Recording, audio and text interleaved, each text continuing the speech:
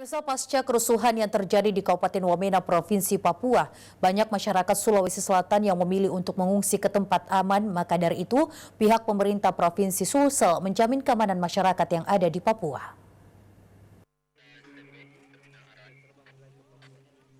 Pemerintah Provinsi Sulawesi Selatan yang diwakili oleh Wakil Gubernur dan Sekprov telah melakukan kunjungan ke Kabupaten Wamena, Provinsi Papua untuk mengetahui keadaan masyarakat Sulsel pasca kerusuhan terjadi.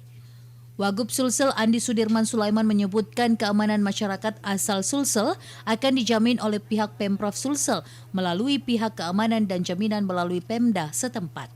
Selain itu, pihak kepolisian daerah atau Polda Sulsel juga mengirimkan sekitar 1.000 personil ke Wamena.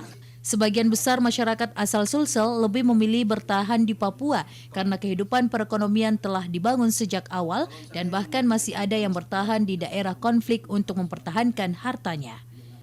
Kami datang ke sana untuk memastikan bahwa warga Wamena yang asalnya adalah dari Sulawesi Selatan terjamin keamanannya, dan alhamdulillah kita sudah sampai di sana, sudah ketemu dengan Pemdanya dan Pemda sudah memberikan statement menjamin keamanan dan insya Allah dimaksimalkan tidak akan terulang lagi bersama dengan TNI dan Polri. Dan TNI juga Polri sudah dikirimkan pasukan sekitar pengamanan lebih dari 1.000-an khusus untuk di Wamena dan sekitarnya. Dari data yang dimiliki oleh Pemprov Sulsel, kurang lebih 10.000 masyarakat Sulsel yang menetap di Papua dan yang telah diungsikan sebanyak 900 orang per hari sejak hari pertama konflik, dan korban meninggal sebanyak 23 orang dan 8 orang asli Wamena. Nur Fitri, Celebes TV.